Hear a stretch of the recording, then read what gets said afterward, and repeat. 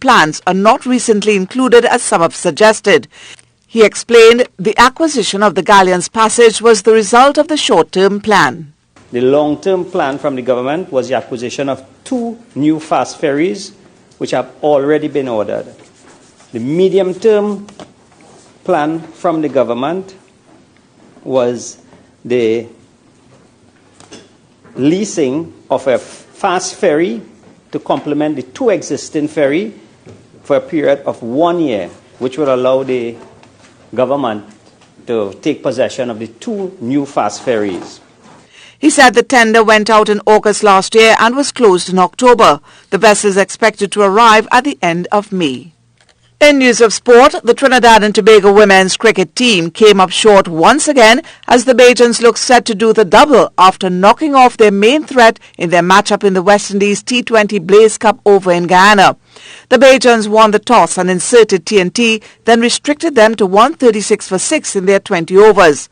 The informed pair of Brittany Cooper and Stacey Haley Matthews for a duck without a run on the board, but done would be TNT's kryptonite once again, hitting an unbeaten 52, while Kishona Knight was 33 not out when they reached 137 for 3 to win by 7 wickets. Leanne Kirby had 1 for 4 and Anissa Mohammed 1 for 22 in a losing effort. TNT faces Jamaica on Wednesday to close out proceedings, while the Bajans end against Guyana, favoured to lift the T20 crown to go along with the 50-over title they clinched last week. And that brings us to the end of News Now on TTT. I'm Sandra Maraj. Have a good morning.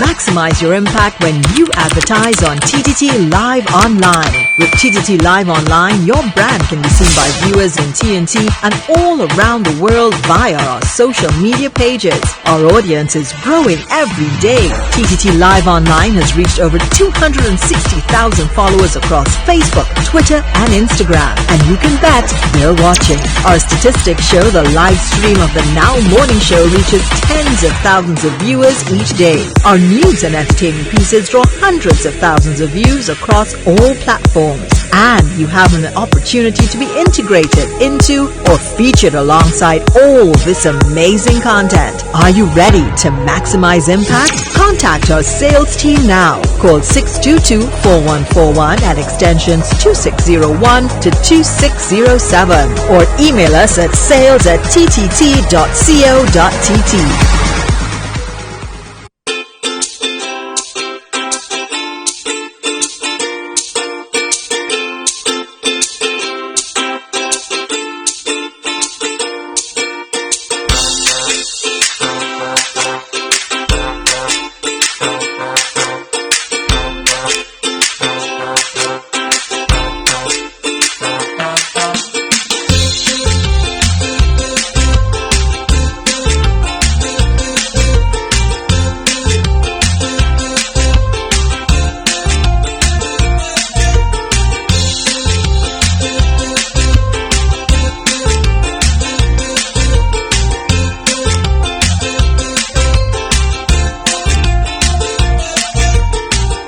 Everybody, and welcome to the Now Morning Show here on TTT. We are also live on Talk City 91.1 FM, on Facebook at TTT Live Online, and also on YouTube. You can go and search TTT Live Online. Good morning, Carrie. Hey, good morning, Rishi. I was a bit scared to start this morning. You know what I said this morning. How are you today, sir? I'm doing very well, very, very well. You know, I have my coffee, so my day's off to a good start. And in good company, of course. Well, great company. You need to say the right words. Yeah, I need to use superlative, right? Yeah. Yeah, you're in the company of people who are becoming memes and... You yourself, right? Yeah. Interesting, what happened yesterday. Yes, and I would like to say special thanks to the evil people who work at TTT decided to post it on social media. The evil people. We have the greatest team, and we have a lot of fun here, you know. I really enjoy this place. Yeah, that's one thing. We always tend to have a lot of fun here. So special good morning once again to all our viewers, all of those checking us out on Facebook at TTT Live Online. Some good news for Trinidad and Tobago. Shanice Batiste, the Special Olympian who was ill when she went to Abu Dhabi. She is back in Trinidad and Tobago. She returned last evening with her coach and also a medical doctor on site was the Minister of Sport and Youth Affairs, Shamfa Kojo, who spoke and gave some greetings. Shanice is well taken care of in Abu Dhabi. We didn't have to worry about having to pay any medical bills or anything like that. We were always assured every step along the way that all expenses are being covered, that the duo is in very good hands. And I want to really say an extra thank you also to Clever Nick, because she kept on reminding us and sending pictures and so on, letting us know that she's alive and well too. Those who are abroad looking at this through Facebook Live or whatever form of media, because I know a number of nationals who are out there in Abu Dhabi were also very concerned, and some were even able to visit. The Special Olympics Committee, or should I say the Special Olympics body, is a very professional one, and I'm pleased that the officials in Abu Dhabi, in Washington DC, and throughout the whole network, they were all working together to ensure that Shanice is well taken care of and we're kept informed. Yeah, so some excellent news there, Carrie. Shanice Batiste, she's back in Trinidad and Tobago. She seems to be doing well, and the minister, thanking all of those who would have been part of having her back in Trinidad and Tobago safe and sound. Yeah, exactly. And again, one of our athletes who are representing us very, very well. And this morning we're also speaking about Child Abuse Prevention Month, because April is the month designated in regards to that. And, we had some interesting conversations so far, and we look forward to more interesting conversations as a means to update the public and to inform the public about what can be done in regards to child abuse prevention. I was listening to radio yesterday on my way home from work, and there was this interesting discussion taking place, and one of the questions that was asked was, if you see or hear your neighbor or family member or anybody abusing a child physically, mentally or otherwise, would you make a report to the authorities? Now, it is easy, and many people would probably sit down and say yes, they would. But think about it, knowing that you could be threatened or somebody may want to cause harm to you, would you really go and make a report if you hear, a child is being abused somewhere? Well, I think, that's the nature of the beast. I mean, of course, the person who is the perpetrator of such violence and abuse against a child may be of the mind to threaten another individual for reporting them. But what we need to take into consideration, which is more important than our own safety, the safety of a child who is many times defenseless and very vulnerable in regards to these things. Some people might say they don't want to get involved in other people's business, and that's the thing. That's the problem continues there. Yeah, we have in Trinidad and Tobago, is not my business, hands off kind of way, but, who is going to stand up for the most vulnerable in society, especially children? So I would like people to go onto our Facebook page, TTT Live Online, or on YouTube, just search TTT Live Online, and tell us, would you make a report if you hear that your neighbor, a friend, a family member, or anyone is abusing a child physically or otherwise? Yes, it may be easy to say, yes, you would, but would you really? Give it some thought and share your thoughts. And this morning, we would interact with some of the Facebookers, YouTubers, and share some of their comments. Yes, because something that is coming up is SEA, and that takes place on Thursday, which is tomorrow. Yeah, tomorrow is the 4th. The countdown is almost over. Over 15,000 students will sit the SEA exams tomorrow, and it's usually a nerve-wracking and heart-wrenching type of experience for many, for parents and children alike. Do you remember your experience? My experience was, yes, I do actually. So mine was an essay. It was common entrance. I wrote, I think, the second to last common entrance, and it was a good experience for me because I was well prepared. Yeah, for me, I think the evening before, I think I cried. Yeah? Yeah. Not because anybody was pressuring me, but because I think I put pressure on myself too much at times, and that is what happens. But, the exam itself, when I got the results, it bothered me a little bit. But then I remembered that, I have to do this, and if I want to succeed, it doesn't matter where I go. I will do it. And I turned out pretty okay. Yeah, so, look at you today, right? For parents out there and for children who will be sitting the exam tomorrow, don't stress yourself too much, Just back yourself. Some advice that I got was, you don't study too much the night before the exam. That's right.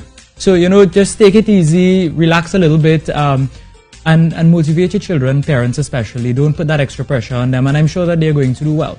That's right. All right, and the ongoing conversation about the SEA results being published in newspapers. I'm sure that Right. that is a conversation that we're going to continue to hear over the next couple of weeks, and we'll be following it here on the Now Morning Show, so you could stay with us as we, look to see some of the pros and cons if there Yeah, are that's any. right. Because some may say it would put an extra amount of pressure on a child, knowing that their results will be posted publicly, and like 1.3 million people would have access to seeing what that individual has done. So the jury is still out on that one. Conversation definitely needs to be had.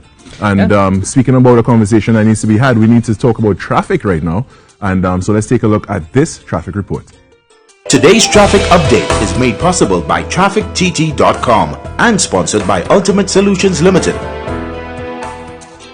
We're in the Champlain region right now, looking at the extension of the Ura Butler Highway, and at this point in time, it doesn't seem to have much traffic at all, which is good news for those who are in that area looking to make their commute toward Port of Spain or even toward South Trinidad and Tobago. As we look here, we see vehicles merging from the Eastern Main Road, and they have a freeway going right now, no problems whatsoever. Looking across on the priority bus route, we can see that there are a few vehicles both directions stopped at the traffic light as those who would be making their way into Port of Spain or toward the east. But for now, everything seems to be going very well, so that's good news. Remember, you can take us with you on Talk City 91.1 FM, and we can keep you entertained and keep you company until 8 this morning. All right, and that's a wrap for this traffic update. Today's traffic update is made possible by TrafficTT.com and sponsored by Ultimate Solutions Limited.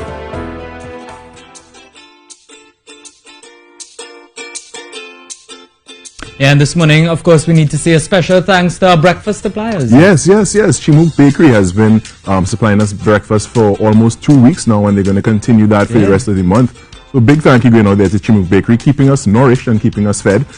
And we keep you entertained and informed. But let me tell you, I had their breakfast yesterday. Right? Again, and it was great. So you have their breakfast, carries coffee. It's a morning. And Match made in heaven, right? Yeah.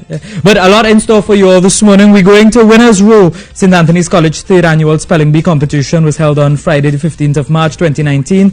And, we have the winners with us this morning. We're going to chat a little bit about that and a lot more. So you have to stay with us here on the Now Morning Show on TTT, on Talk City 91.1 FM, on Facebook at TTT Live Online, and also on YouTube. Search us TTT Live Online for that and more. We take a break and come back. Stay with us.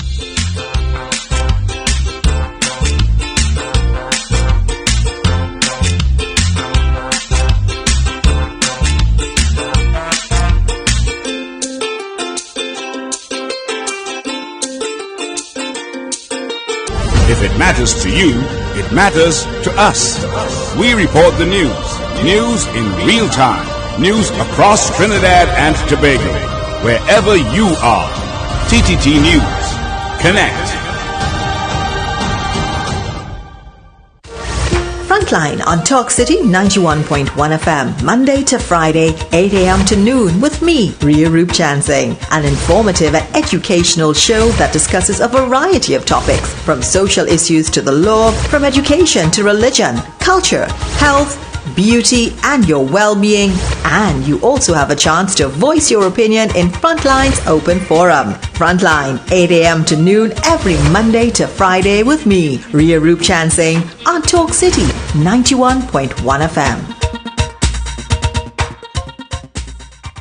Whether you are on the road or at the beach, preserve our beautiful nation of which we are proud by properly disposing of your waste.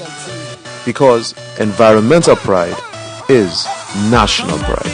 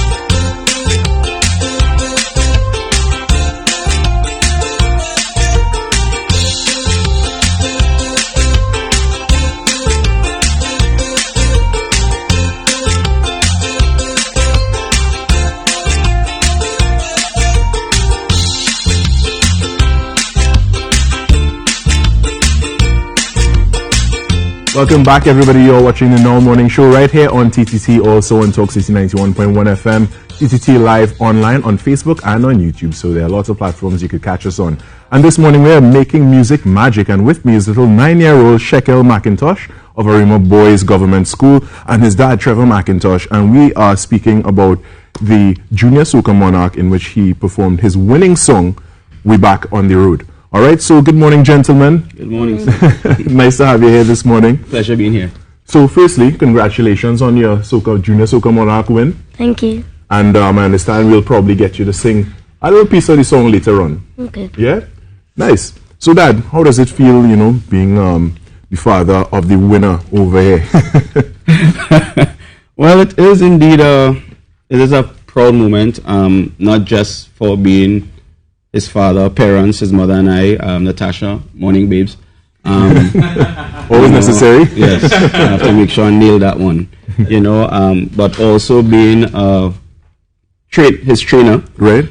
So it's multifaceted. Being also a teacher, which I'm also here with Mr. Storm, who's in the background, right? Who also helped me a lot with the music, getting the music prepared and stuff like that. All right, so it's indeed a proud moment. I could only imagine. So did you write the song? Yes, I wrote the song. Yeah. And you performed the song, Shekel? Yeah. How did it feel to be on stage? Well, I was a bit excited and a little bit worried because I thought I thought I would have missed something out or forget something, but I just did what I had to do and it came out a great result. Very well said. You're so well spoken. Yes. And you're 9 years old? Yeah. You sure? Yeah. You're like a big man here right now. Yeah. So when you were on stage and you were performing, did the nerves leave you and you just felt more comfortable after a while? Well, yes, because when I started to hear the crowd cheering and that kind of thing, I just felt that extra boost to just do what I was trained to do on stage. Yeah. All right. And what did the training entail, Trevor? Well, with him, because he's also a national table tennis player. Oh, so yeah, along with that, he's also a football player. Among other things. So the training, we just really we merge both, because normally he have a normal schedule where he actually gets up before he leaves the school, right, and he exercise. All right. So it entails that, and it just merged together and. That's so cool. Yeah. So in seeing so much discipline in him from such a young age, yeah, that's really admirable. Yes. And he's only 9 years old. Yes. And doing so, you said he does table tennis. He plays table he's tennis. A national table tennis national table tennis player. He is part of the school football team where I teach again at Arima Boys Government. Hello, sir, Mr. Kurt Fleming, principal, staff, everyone. Hello. So he's also part of the football team, right? Where we won the national championship 2 years ago. And last year we came second. So we're on the winning row. We're on the winners row. Yeah, definitely on the winners row. And that's actually the name of this segment here right now, winners row. Look at that. So it's excellent, everything you're doing, Shekel, and stuff. So little children like you, what advice would you give them, to make it as good as you are doing it? Well, I would tell them to never give up, to keep chasing the dream, because one day you could be like me and better. And that's what I'll basically tell them. Whenever they are down and stuff, I will help them or give them an extra boost or something like that. You are definitely setting a great example here. And even at 9 years old, you're a role model for those even my age. You're doing really great things. And if we could, what's the name of your song again? Could you remind me? We Back on the Road. We Back on the Road. Mm-hmm. So you wanna sing a few lines from it? Yeah. Yeah, if we could cue up that track.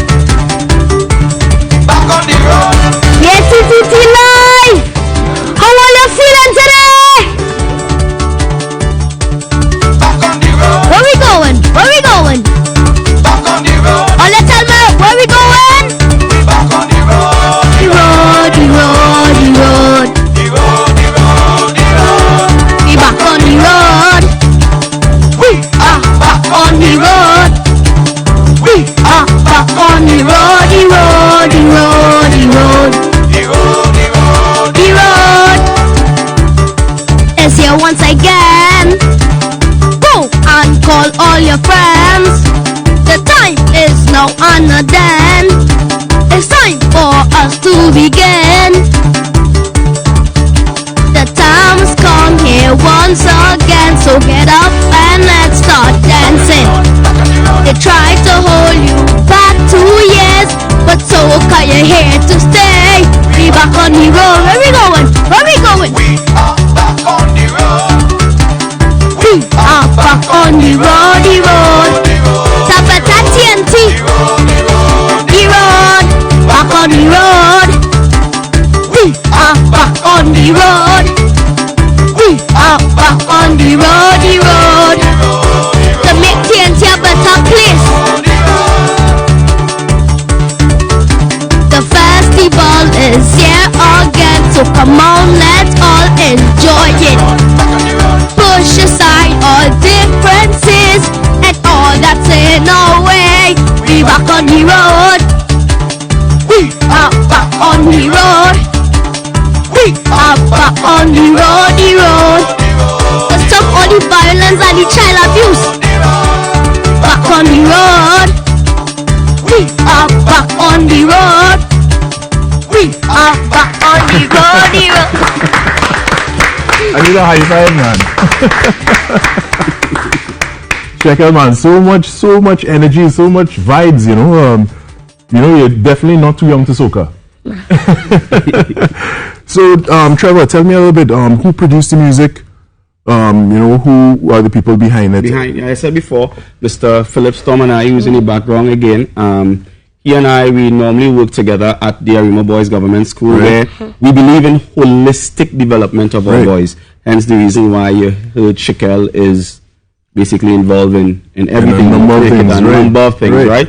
And putting also, he is his brother and himself, which now he, a past student of Arima Boys Government, his brother, now attends QRC. The only 2 boys to date that won Best Male Dancers at the National Sandfest. Yeah, so the only 2 boys. So he really puts his all into everything. And that's so excellent. I want to congratulate both of you for the win on the Junior Soca Monarch, and I want to thank you for being here this morning. Thank you very much. And everything. Give me a high five again, brother. Thank you very much. Yeah, thank you for being here so much. All right, so we're going to take a short break. We'll be right back with much more. Stay with us.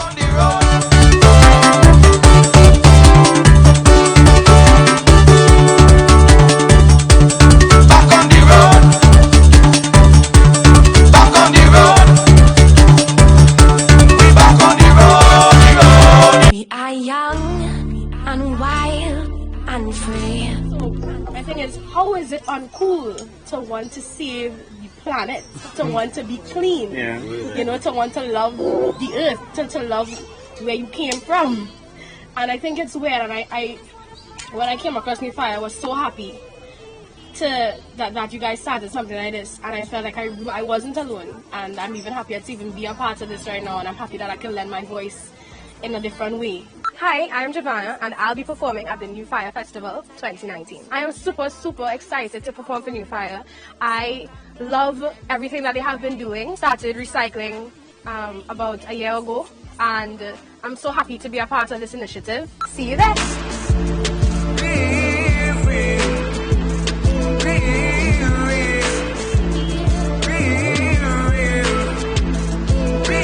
Life is so mundane.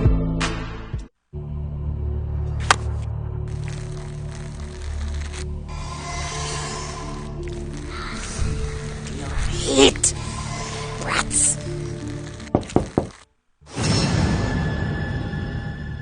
Your child's safety is top priority.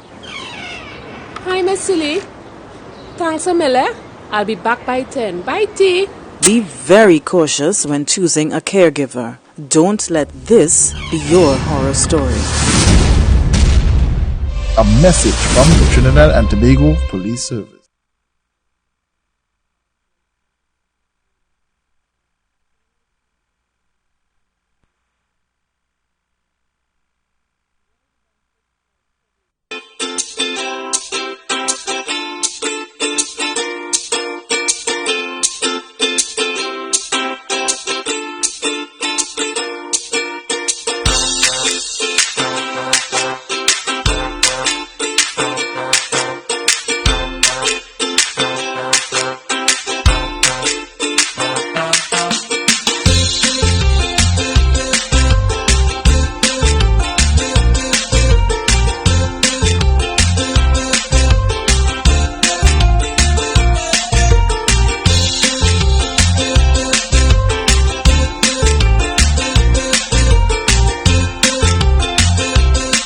Welcome back, everybody. It's time for news now on TTT.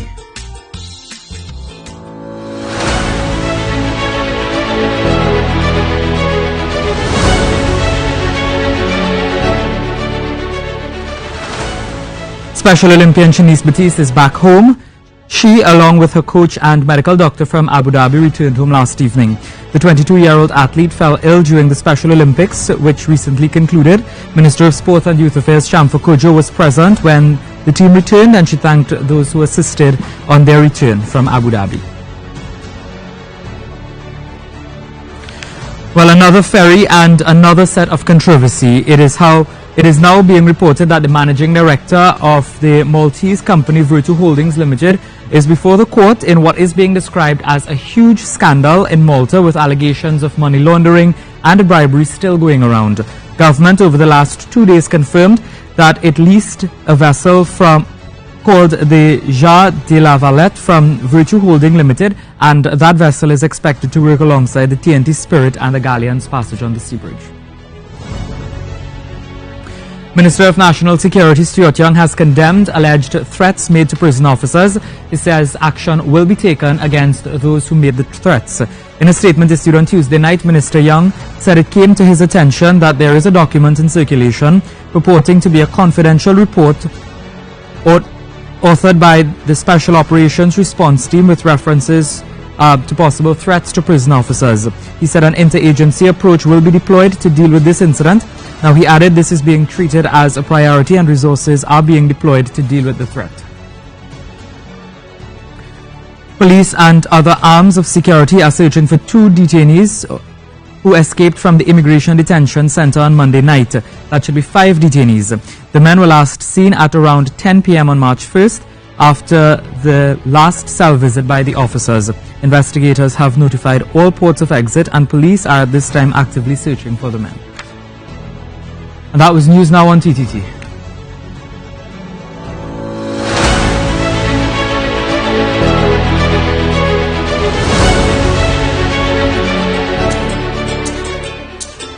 Alright, we're continuing this morning in the vein of winners. We are going to talk about the St. Anthony's College 3rd Annual Spelling Bee competition, which was held on Friday the 15th of March at the school's gymnasium. Now, the school spelling bee is one of many initiatives geared towards encouraging fun in learning and endorsed by the Ministry of Education and the Minister in the Ministry of Education, of course, Dr. Lovell Francis. Now, the competition comprised of 2 sessions, a lower category and an upper category, and we're going to chat a little bit more about that. We have with us JL Jones, who is the English Teacher Director. Good morning. And we have Real Warner, lower category winner, and Johan Allen, upper category. Good morning, gentlemen, and welcome. And we have the trophy here as well. How are you all this morning? The winners. First of all, how does it feel to be a champion? I mean, it feels pretty good, as it was my first year competing in the annual spelling bee. I was new to it, but I wasn't new to words and reading because I'm accustomed reading, especially as a past student of St. Xavier's Private School, where spelling is a part of the school's everyday timetable. I developed my spelling skills and stuff like that. So it was good for you. You had fun. You had fun. A lot of fun. Yeah. And how was it for you? Was it fun and exciting? It wasn't as fun and exciting as the first time, but yes, it was fun, and I like to read, and my parents and my sisters and they helped me with this. What do you like to read? What's your favorite novel or book? I don't have a favorite. You don't have a favorite one, so you just like to read everything? Yeah. Oh, you see? And you must be a proud teacher. Yes, of course. He reads everything, and Real is just phenomenal. His first year, he went out confident. Johan is actually a returning winner as well. So he's Yes, he won. Multiple-time champion. Yeah, this is the second time for him. So, but this competition, it's geared towards encouraging fun in a learning environment. It is something you think we need more of in Trinidad and Tobago? Sure, we need more of these sorts of initiatives. And the spelling bee is just one of those that St. Anthony's College has employed. And it is geared towards fun and learning. As we know, youth, male especially, they face a lot of challenges in staying focused in school. And spelling bee was just one of them, to challenge them, healthy competition. And the competition itself was successful in terms of the students' participation in it? Yes, well, actually, the first part of the competition wasn't voluntary. It was compulsory. Ooh. Right? So it was a coursework because, again, spelling is important to increase vocabulary. And it's not just within the English language, of course. It's all different subjects because we need vocabulary to write any subject. I mean, and especially with social media and the people with the shorthand typing, yes, it probably shows the value of knowing how to spell, especially when you're young as these gentlemen here, and you're trying to from there you go to secondary school, then you go to tertiary education, and then possibly when you go out into the world of work. So it would probably help them in that field. Yes, and you know, every minute they're always on the phone.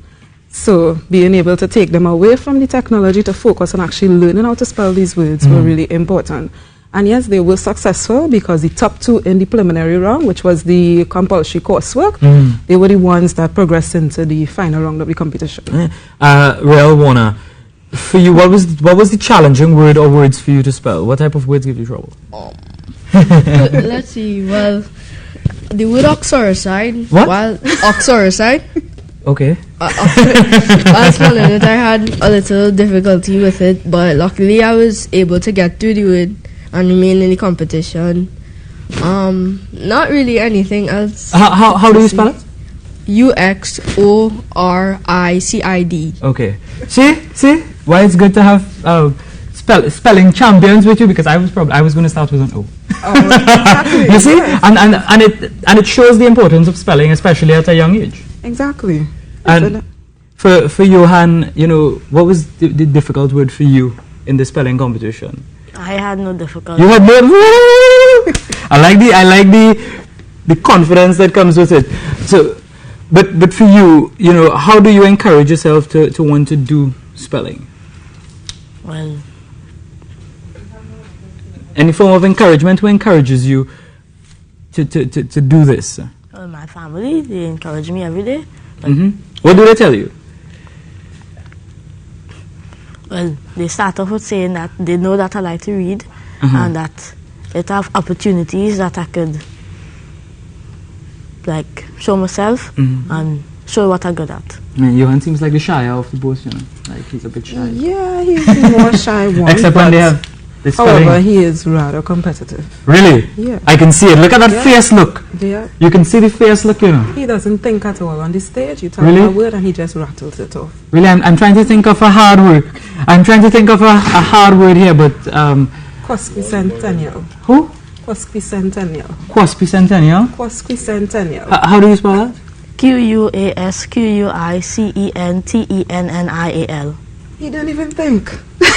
Okay, good job. And that is correct. And that is correct. Well, I mean, that is amazing. That is amazing. What does it mean, though?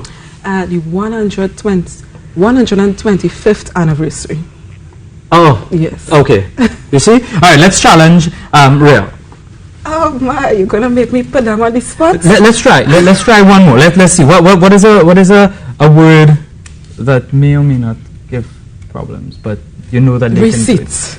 That is a tricky word. Receipt. An everyday word. Do you know how to spell it? You know how to spell it? How do you spell receipt? RECEIPT. And that is correct. And you're sure about that? Because we use that word all the time. Yeah, but you know the mix-up. The E and the I and the I and the E, yeah. Because even receive. Yes. There's a rule when it comes to that. What is the rule? I before E except after C. I before E, but except after C. So you see, we learn things from these young people. You know, I mix it up all the time. And Sandra Mirage, my head of news, she will attest to that. She'll be like, Rishi, you don't know the rule? You don't? I mean, because sometimes we don't think about it too much, but when you can do this, you know. And then because of technology, they don't care to learn the rules. Exactly. You go on to a Word document and they edit it, it spells correctly if you mix up the two letters. So it's good. So what are your plans though for the future? Where do you see yourself? Do you want to compete more in spelling bee? Well, yeah, I see myself in the future competing in more spelling bee competitions, and well, yeah, basically winning them. Yeah. Winning them? Yeah. See, that is the spirit. That is the spirit. More achievements, basically. See? And the goal, hopefully, is, to pioneer a national secondary school competition. Great. Because it only have the primary schools. So hopefully we can you could have it on TTT. Ah, Wishes the moderator. Invitation already. Yeah. How do you see yourself doing in the future? What are your plans? Well, I plan to lay off on the spelling bee a little bit. Oh, okay, why? But to continue reading to give other people a chance. Oh, because he's winning everybody every year. Is that the case? Yeah, that is the case, but he's actually in Form 4 now. So he retires and go into the CXC class where his focus is on the examination. And it'll be good to see them compete. But what occurs though, previous winners actually sit as one judge along with the teachers. Yeah, we have a student judge as well. Because remember, this is all about holistic development for the students. So they don't just compete and just go there. Give them a taste of everything. And it's young men, males. Normally you would hear, the females dominating in every aspect of it. And you're seeing this, you must be proud. And that's what I told you, it's not just spelling bee at our school. Well, we're famous for the football. It's not just it's maths, competition, it's extempo, it's soca, it's everything. You guys sing? No? Oh, I was not going to ask them to drop a line or two. But they don't want to.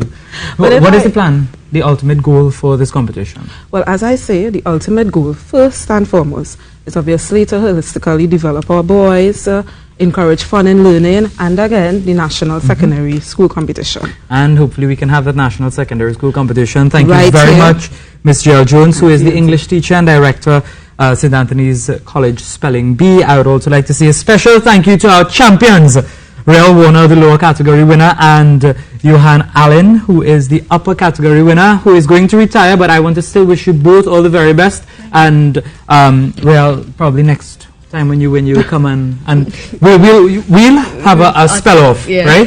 All right, so that's a challenge that I've just extended to him. I'm ready. All right, we take a break and come back with more. See you right back.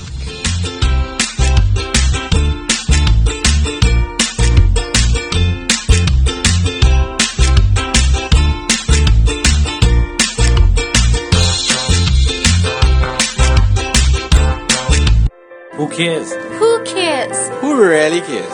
Who cares? I care, because I know that cancer is the leading cause of death worldwide. Over 7.6 million people die each year, and in 20 years that number is set to triple.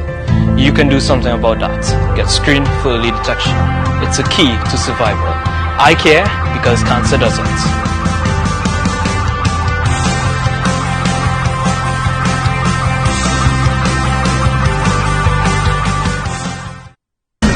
On any given day, at any given time, you can have your say on Talk City 91.1 FM. Call in, text in, send us an email. All our shows are fully interactive. Whether we're talking politics, sports, current affairs, social issues, culture, and the arts, stay in the know with our daily news bulletin and breaking news updates. We're committed to keeping you informed about the world around you. And yes, we entertain you too with the best Kaiso, steel pan, and local and regional music. We are your address for talk. Talk City 91.1 FM and TalkCity91FM.com.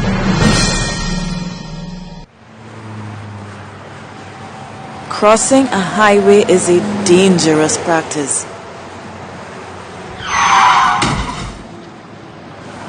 Your life is precious. Be road safe.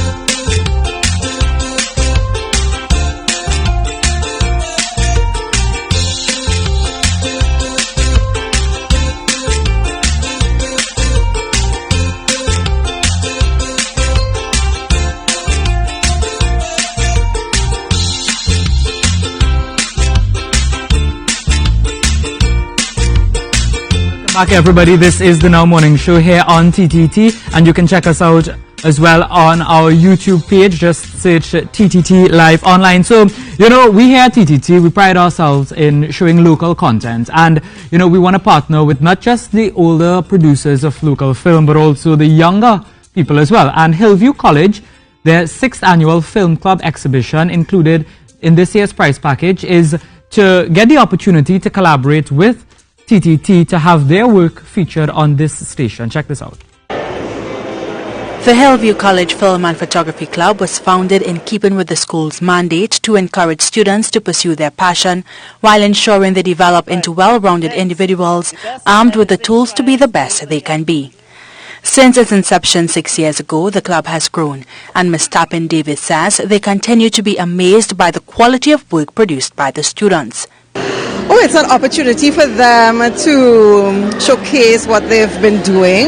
A lot of them have been having a lot of fun with the photography because they are experimenting, right? So they really don't have any inhibitions about pushing the envelope, about pushing the boundaries. So they're just trying stuff and we are guiding them along. She believes that it also presents the perfect opportunity for students to network with professionals in the industry.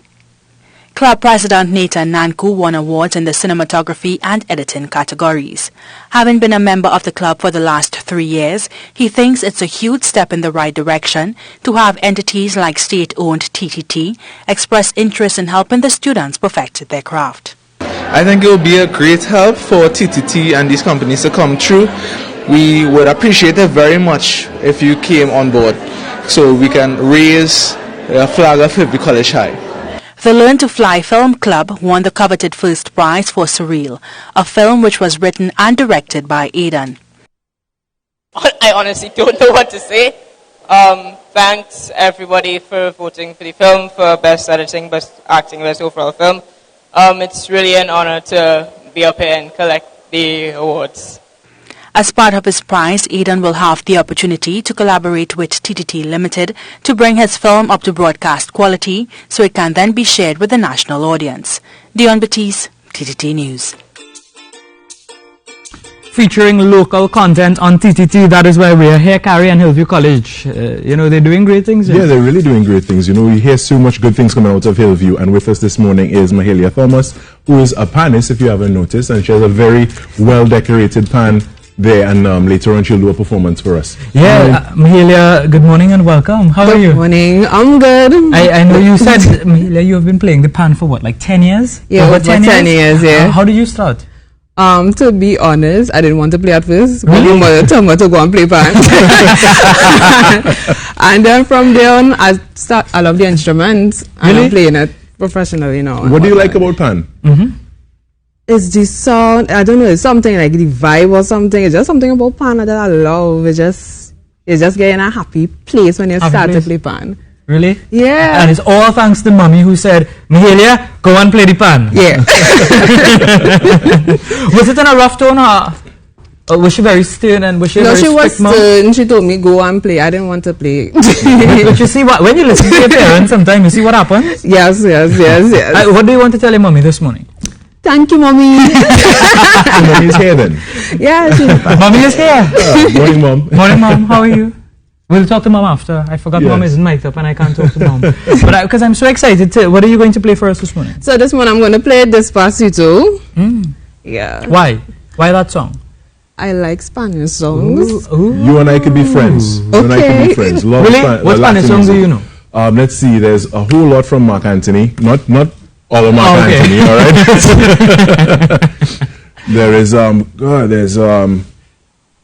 No, that's not by Mark Anthony. The director's in my ear telling me Despacito. That's not from Mark Anthony. Flor Pálida. There's a whole lot. No, I will not sing for you this morning. We're not going to fall, Do you play any instruments? No, I don't play instruments. Finally, there is something that Carrie doesn't do. Wow. Yeah, Carrie does a lot, you know. Okay. So, is this the only pan that you play with? I could play other pans, but I like the Tana pan. Favorite pan? Yeah. Okay. So so you're gonna play that song for us. So I want to let you go over there and entertain us this morning. Okay, no problem. All right. Mahalia Thomas. Despacito.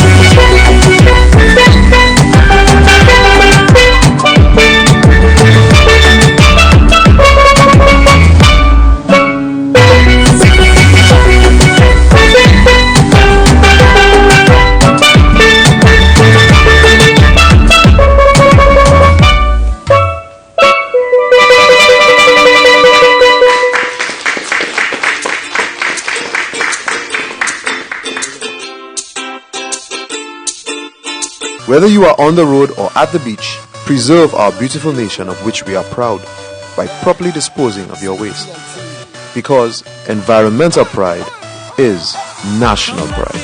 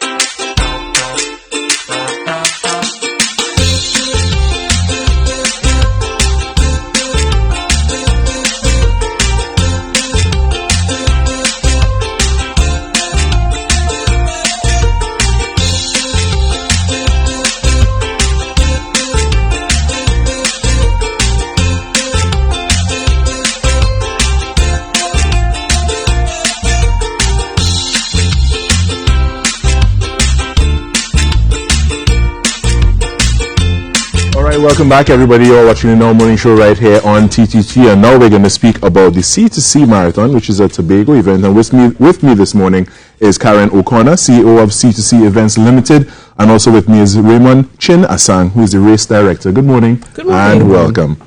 So first off, what is C2C Limited, and what do you do? C2C is a race. It's 4 races, actually, a marathon, starting in the Main Ridge Forest in Tobago, and we end at Lambeau Beach. That's 26.2 miles. It's a point-to-point race. Right. So along that continuum, Goodwood, the Esplanade, or near Dwight York Stadium, you cut off your 5K, your 10K, your half. Well, that's what Mr. Asang does. And we have people coming from all over the CARICOM region and the world, and especially Trinidad, to run in Tobago. All right. So what type of athletes do we have, Mr. Raymond? Well, I think this year we're going to have some really good athletes. We have always had athletes from foreign, elite runners. And, we're going to have most of the defending champions because we have 4 races. Right. We have Raquel Agudelo in the marathon, Pedro Mora, he's from Venezuela. Raquel is from Colombia. Right, they are the 2 defending champions in the marathon. Right, we're going to have Kenyans. You normally have Kenyans, and you don't have a race unless you have Kenyans. Yeah, that's right, and they're known for being very good at long distance running. Yeah, right, and so they'll be here. We get runners from all parts of the world. Wow. Yeah, the Venezuelans right there in Tobago. Yeah, Venezuelans normally come, but the situation there right now, so we wouldn't know what's the situation until race day, which is on the 18th and 19th of May. 18th and 19th of May is the race day. So what's the level of difficulty of the race? We call it the Beautiful Challenge. Beautiful Challenge. Yeah. How did you get that name? Well, Tobago, is a fairly undulating place. There are lots of hills. In fact, the race starts up in the forest, Main Ridge Forest.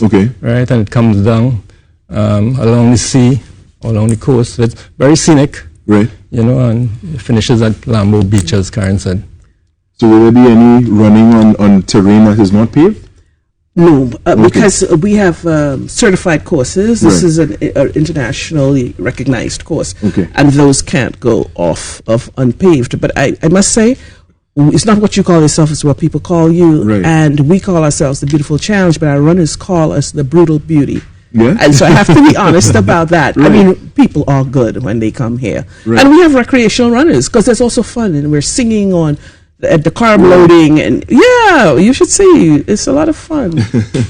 That's definitely something I would like to see, in due time. How long has the race, the C2C marathon, been going on? This is our 4th year. 4th year. And we are told by Mr. Asang, we're babies, because there are races around the world that are 55, 100 and something years old. Right. And this is a legacy we hope that Tobago will have. So that 100 Yeah, years we're supposed to from be now, gone and replaced. We hope so. No, Because I should be living still, I'll Thank you. Please keep an eye out for the baby. Definitely. So great things there in Tobago in regards to the C2C race. What is expected for this year? Well, we have some changes. This year we have a CARICOM category. All right. Normally there's an open. We still have the open international category. Right. But we need to give the locals and Caribbean runners encouragement. Right. And so that's why we have taken some of the money from the open category, which the Kenyans normally win. Right. Right. And put it into our CARICOM category. And so what does that money do when it's directed toward there? What does it benefit the CARICOM athletes? Yeah, we've already seen that we're getting more runners from the CARICOM taking part. Well, apart from our local star, Curtis Cox in the marathon, we have Kelvin Johnson, who's based in Trinidad, but he's Guyanese. We will have Winsbert Sylvester from St. Lucia coming in. Right. Right. We have O'Shane Archibald from Jamaica. Right. These are some of the runners who will be coming. All right. From CARICOM. All right. Well, that sounds excellent and definitely an event to look forward to. And I really want to hear the results when the time comes after this. And just remind me of the date one more time. The 18th and 19th of May. 18th and 19th of May. You can catch the C2C marathon. And with me this morning was Karen O'Connor, C2C Events Limited. And with me was also Raymond Chin Asang, who is the race director. I want to thank you so much for joining us this morning. We're going to take a short break. We'll be back with much more. Stay with us.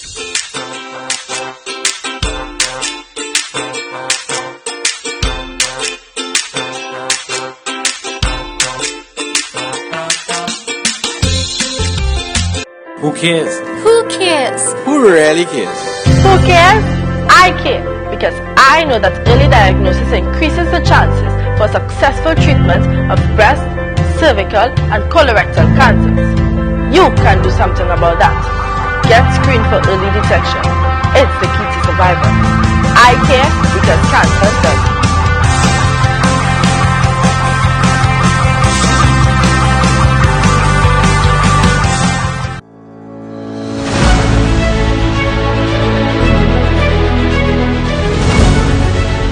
Good morning, Trinidad and Tobago. I'm Sandra Mirage, and this is News Now on TTT. Minister of National Security Stuart Young says threats of violence to any prison officer or any officer attached to any of the national security services will not be tolerated. This is in response to a document purporting to be a confidential report authored by SORT, the Special Operations Response Team, referencing possible threats to prison officers. Minister Young says he has already spoken to both the prison commissioner and the police commissioner about the contents of the report. He says he has asked that an interagency approach be deployed to deal with this incident. Minister Young says this is being treated as a priority and resources are being deployed to deal with the threat. The minister says threats to any officer will be dealt with by the police service as appropriate, and perpetrators of such actions will face the full brunt of the law. Attorney General Faris Al-Rawi says this use of CCTV evidence ties in with the government's Eye Everywhere campaign. He says using CCTV evidence in criminal matters before the courts is one of the amendments in the evidence bill now before the Senate. He was contributing to debate on the bill in the Senate Tuesday. We all see on our phones CCTV footage of motor vehicle accidents, of murder, of robbery, of attacks. But our laws don't permit the utilization of evidence from CCTV footage. And if you're putting out a safe city, if you're putting out eyes everywhere, if you're putting out the use of cameras to capture by way of technology, number plates and other aspects, you have to harmonize the laws to treat with CCTV evidence. A new ferry to service the Trinidad-Tobago Sea Bridge will be here soon. The Jean de la Valette is to join the TT Spirit and the Galleon's Passage on the Sea Bridge. Works and Transport Minister Rohan Sinanan told the Senate a third ferry was always part of the plans and not recently included as some have suggested.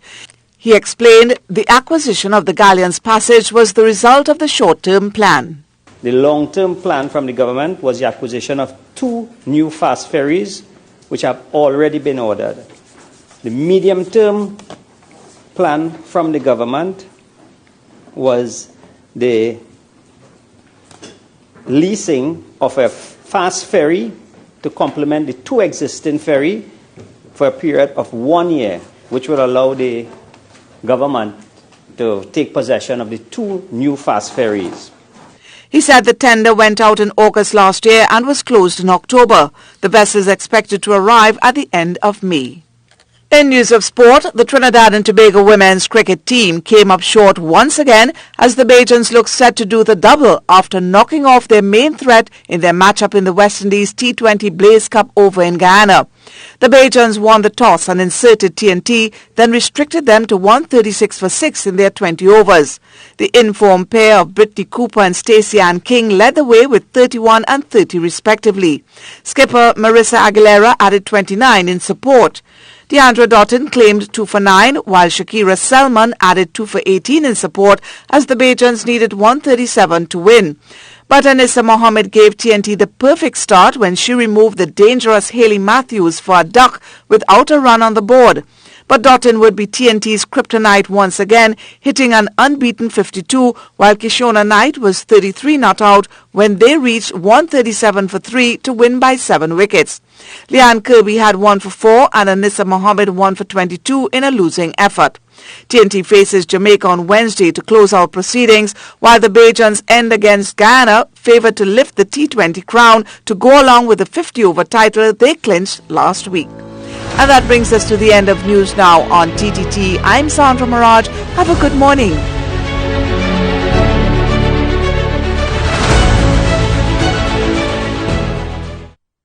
Sweet 100.1 FM and Fiesta Plaza present Wednesday Love.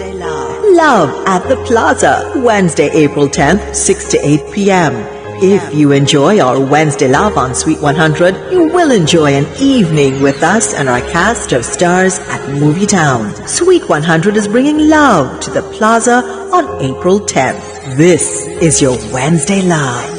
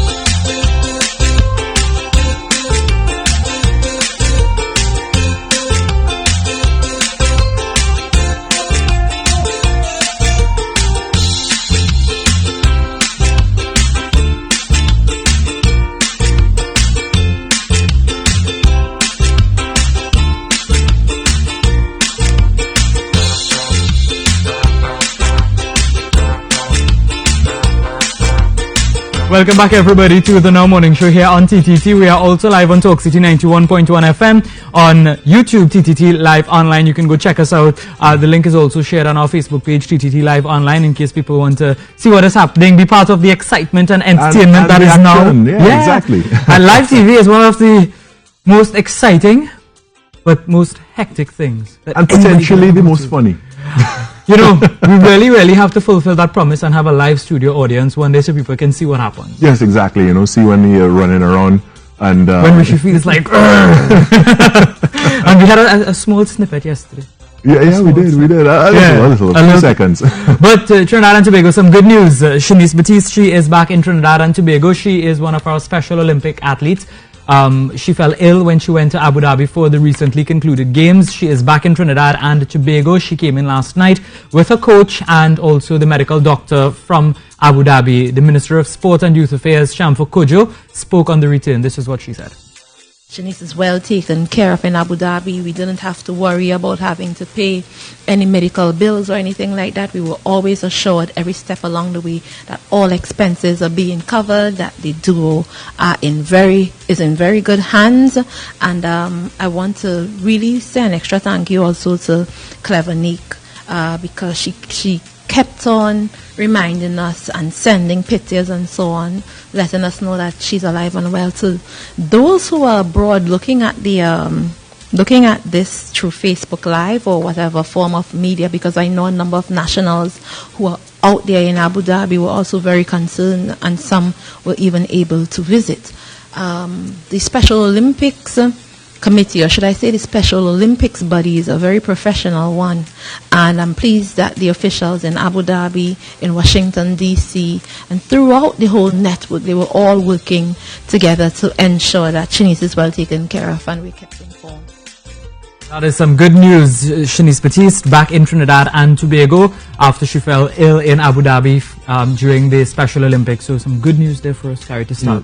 Definitely some good news for us. Also, SEA is almost here. I know, just less than 24 hours again before students go and sit in the classroom to write the SEA examination. Now, some people saying that is the biggest and probably the most stressful exam that anyone would have to go through. There are a number of exams and, a lot of pressure around them generally. But, I think what it has to do with in regards to this is the age at which they're facing like this tremendous amount of like stress and pressure in some ways. In some ways, they pressure themselves. In other cases, parents or teachers also add to the pressure as well, So we always want to advise parents to, give the kids a break, like they're doing the best they can and, just give them that support that they need. Yeah, so, want to say good luck to all those who will be writing the SEA exams tomorrow. And the good news is that students who aren't writing the SEA exams, some schools, they have the day off and some would just have half days. So, if you're not writing SEA, well, good luck. Enjoy that day time off. I'm gonna steal this opportunity right now to say it's very special. Happy birthday. Very, very good friend of mine, Chad French. Today is his birthday. He is very, very close friend, almost like family. So I just want to say happy birthday, man. Chad French. French is his real name. Yeah, so happy birthday to you, Chad French, a friend of Carrie's, a friend of mine. Carrie, I'll be expecting cake tomorrow. But now we take a look at the traffic update. All right, let's take a look at what our nation's roads look like with this traffic update. Today's traffic update is made possible by TrafficTT.com and sponsored by Ultimate Solutions Limited. And we're in San Fernando right now as we look at the San Fernando bypass, and we pan across looking toward the direction of the Trinidad and Tobago Fire Service Station there at the Coquet roundabout. We see right now that there's a really clear way on the San Fernando bypass there leading to the roundabout. Just a few vehicles stopped at the roundabout, allowing vehicles to pass as they make their way around there, going either toward the inner city of San Fernando or going toward the extension of the bypass. They're going toward the Port of Spain exit and Marabella. As we pan across here looking down the bypass itself, we can see it's all clear both ways, no congestion whatsoever. So good news for those of you who are looking to head towards San Fernando or toward the highway from that direction. This is really good for you. Remember, you can take us with you on Talk City 91.1 FM, and we have up until 8 o'clock this morning, so we could keep you company and keep you entertained, keep you informed, and keep you inspired. All right, and that's a wrap for this traffic update. Today's traffic update is made possible by TrafficTT.com and sponsored by Ultimate Solutions Limited. Oh, so much excitement this morning, Gary. Yeah. And you know what is exciting? What's that? We're going over to Next 99.1 FM, our big bad brother station, Next 99.1 FM. Ainka is there, Trotty is there, and DJ Keto is there. Good morning, ladies and gentlemen. Hey, good morning. Good morning, lady. Good morning, sir. How are you this morning? Are you good? You look absolutely gorgeous. Oh, thank you. Look at that. Can we just do this every morning? Right on my Wednesday. You caught us in the middle of a real cool dancehall session too, so it's real vibes in action this Wednesday. How are you guys? I am great, and the thing is, I did not know, or nobody told me anything about The Grind. Nobody told you about The Grind? No. That means you don't follow us on Instagram or Facebook because it's been. Hey, I follow you all on Instagram and Facebook. But it was posted. The Grind's been there. Probably I don't probably go on social media very much. So guess who we have in studio with us this morning? No, do you have Chromatics himself? Very good guess. We do have the boss himself. Chromatics. Morning. Morning. You know we don't cross paths too much because of times of the day. Yeah. Lord knows that's going. Times of the day, indeed. So how's it going? Good. We had the launch this Monday, first episode, so went down real smooth. Yeah. Everything was great, man. For sure. The Instagram was lit. Everybody was listening. Everybody was reposting. Everybody was thoroughly enjoying the fact that it wasn't just hip hop, which of course you're known for, but all the genres you could possibly imagine, all featuring local acts. So, job well done. Good job. Definitely. So that's Chromatics. Yeah, thank you. Look out for it next week, Monday. We're back again, right? Naturally. Yeah. Of course, the entire morning show is tuning in. So, I'm joined by my boys. Hey, team up team. DJ Keto is on the scene. You guys know morning. But how DJ Keto? Yeah. I want to know how Inka is in the hot seat. You see what? And she's in red this morning, so we have to right. this morning. Yeah. See what had happened was every morning we have a negotiation. We play rock paper scissors. Who has to go? We have a lot of fun here with everything. Right. So we're just getting ready for a cool Wednesday. As always, we have our throwback sessions when we go live on Instagram. So maybe Rishi, depending on what you guys are doing, you can probably tune in, feel the vibes in the studio, and then be more on the Instagram. How about that? Yeah. But why not we take a request from them this morning? Oh God. Request. Jesus. Why not? You know what throwbacks you said? 90s R&B. 90s R&B. Let's hear John B. They don't know. Rishi? I want you to say. Look, what's that? Rishi have to be a good sport. I don't know. Okay, so think of the 90s. I was born in the 90s. Right. Think about artists. You don't think of a song. Yeah. Something you heard while I was in the womb because you're young. I can't remember. That was so long ago though. I can't remember anything. Oh, come on. You love Whitney? I do actually. Right. Okay. So I like Whitney. My favorite song from Whitney is One Moment in Time. One Moment in Time. So we got Alright, we'll see if we can do that. That's more than 90s though. That's like but whatever it is, you said Whitney and I said, okay, that's my favorite Whitney. Alright. Unless you want to go with I Will Always Love You. I also sing that song. Do you know that? Do you? Of course I do. You have to do the lip tremble and everything. I have many videos. I have many videos with me singing that song. I will warn you, should you send me any of those videos of you singing Whitney Houston, I Will Always Love You, it may, just may, end up on your Instagram page. Well, you're saying just may. I'm saying it most certainly will end up on social media. Listen, if my friends want to blackmail me, they know exactly what to do. But that's not blackmail though. Oh, wait, you have friends who have more? Ooh, I think we need to inspect Rishi's Facebook friend list and pick out the ones who may have that. I feel like all of them gonna be winning. Video footage. I'll be famous. I don't want to be that famous. You don't want to be that famous. I'm famous for that rather. I understand the director have a request to you. The director has a request. Yeah, Shannon, Sunnyman. Really? Not exactly R&B. Well, not exactly 90s. All genres, right? No, we very specific. R&B from the 90s. All right, but one day I'll come across and we'll do a mix. I like this. I feel like one day each of you should come across for a little 5 minutes. Yes. Lisa she should come down. A little 5 minutes vibe with us in the studio. Carrie, you could come down. Try not to break anything with your strong self. This out. You guys, come through. Hopefully, you guys are having a good Wednesday because we are. All right, great. And I want to wish you all the very best today and have some more fun on the show. Think about us every time you do anything. Ainka, Trotty, Keto, and it was an absolute pleasure joining you all this morning, Carrie. And special good morning to all your listeners there, Next 99.1, of and course. And to your viewers on the Now Morning Show. Bye, guys. Bye. And we're going to be chatting with Chromatics in a short while. Yes, in a little bit. But we want to take a break first. Take a short break. Yeah, I just wanted to jump right across there, yeah. So we're going to take a break, come back, and we're going to start things off with Chromatics. Stay with us.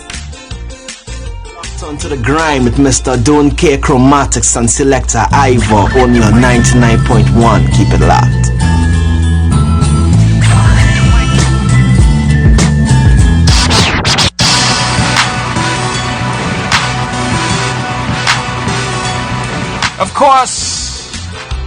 Grind every Tuesday night.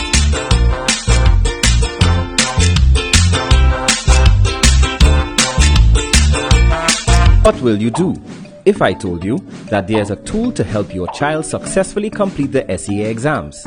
It can reduce his stress and anxiety during this difficult period, increase her chance of getting higher grades, and boost his self-confidence. What will you do?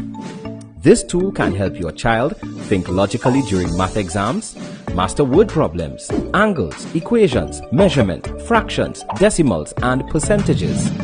Write creative and captivating essays. Construct and structure correct answers to comprehension questions. Use adjectives, verbs, adverbs, nouns, pronouns, conjunctions, comparatives, superlatives. What would you do? Well, get the highly effective JJ and Friends Essay Suite, and as a bonus, receive a free Amazon Kindle Fire 7 tablet. Call now 7464-SEA. That's 7464732. Stocks are limited, so call now.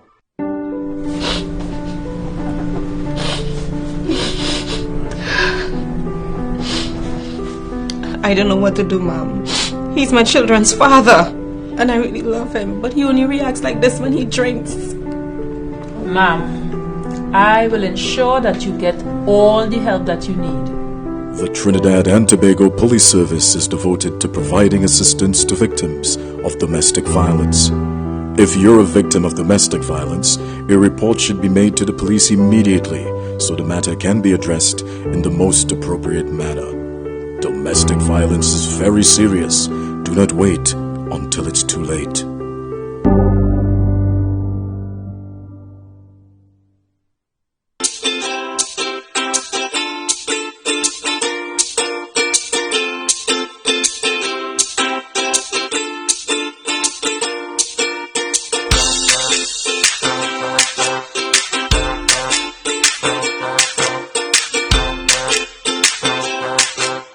We're back, everybody. You're watching the Now Morning Show right here on TTT. Glad you're tuning in. And I'm going to chat with Chromatics himself, and we're going to speak about a few things that recently developed, including The Grind on Next 99.1. No. All right. So, morning, and thank you for being here this morning. So, tell me about The Grind itself, like the radio show. It started recently. What is it all about? Well, initially, I actually had the program on Next a few years ago. I mean, even since 2008 is when we really started it. But it was more focused towards hip-hop. It was a 3-hour show. But within that, we would play strictly local hip-hop and R&B artists in the first hour. Right. And just looking at the climate of Trinidad and Tobago and all the music that is happening outside of the carnival season, to me, it was important to be a little more all-inclusive. Right. Right. So I started back the show this Monday. We launched, and it's all urban. So no matter the genre within that format, so reggae, dancehall, hip hop, R&B, soca, rap. So we mean by urban in that sense. Well, I think urban is a format, right? You know what I mean? Yeah. With those genres that I just called out, usually fall into that category, right? So dancehall, reggae, hip hop, rap, you know, soca, all of the above. So our focus is to give a little more exposure to the artists who are making great, incredible music, and producers in Trinidad and Tobago who are making incredible music and not getting a chance for the music to be heard. Yeah, that's right. It's really so it's 3 hours of strictly TNT music. I don't want to say local. Right. I want to say TNT music. So it's the very best of TNT music every Monday night, 6 to 9 on Next 99.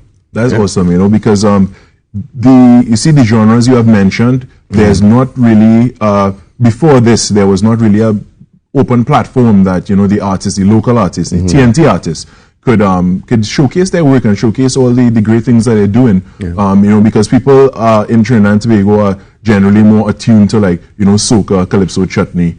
And I wouldn't say that. Because 9 months out of the year, that's not the case. Right. You know, we are bombarded with hip hop, dancehall, R&B, all these other forms of music and genres of music. This is what is forced down our throat. Yeah, but, right? You know, but as always, international artists. And then we want to ask the youths and them why you're singing dancehall and why you're singing hip hop when that's all they hear. Right. On the radio, majority of the year. Yeah, right? That's right. So to me, it's a platform for the people who are influenced by that and are making really good music. Yeah, you know, when nobody else cares, we do. Yeah. So how many artists have you come across in Trinidad thus far, you know, doing that urban style you're talking about? The first week, as I say, which is Monday gone, our launch. First submission, we only been promoting it for a week before. Right. And got 140 songs in the first week that I had to sift through and go through and decipher, all right, what's good, what I think would be suitable, because we want to present the best quality work as possible, because people have this interpretation of his local is not of high quality, etc., exactly. which is far from the truth. I think we've come a long way, even since when I used to have the grind. I think that artists have come a long way. Technology has come a long way where you can get a really good product from a small studio or even a bedroom studio now. Yeah. So, you know, as I say, the response has been overwhelming from both listenership and from the artists themselves. So to the artists out there, if you're interested, or producers, or you know anybody, you can submit the music to The Grind at chromaticsmusic.com. That's the email address. Is The Grind, THEGRIND at chromaticsmusic.com. Make sure the radio edited, because I'm not editing it for you. And yeah, because you know we want to make sure it's clean for the radio. All right, and you know, something recently happened in the international hip hop industry, the passing of Nipsey Hussle. You know, and it was something that I learned that affected quite a number of people, even like one of my very close friends. He expressed his sadness over what had transpired and stuff, and you know, it speaks to things like gun violence and you know, gang violence as well in the international music industry, hip hop industry specifically. You know, what are your thoughts on that? I think it's really, really tragic, because if you knew the artist and what he was doing, not just in music, you would realize that he was a very different, a very forward-thinking artist. Although associated with that sort of lifestyle, he kept close to his roots and street life, but he was very business-minded, entrepreneur. He had he got killed in front of his own store, right, in LA. But I have been following his career for years, and he's someone who was very inspirational and always pushed the envelope when it came to business. He was the first artist that ever put out an album for $100 US. Right? And people were questioning why or how, why would you even do that, etc., etc. And it really broke the mold. His last album, which to me was the best hip-hop album of last year, 2018, was nominated for a Grammy.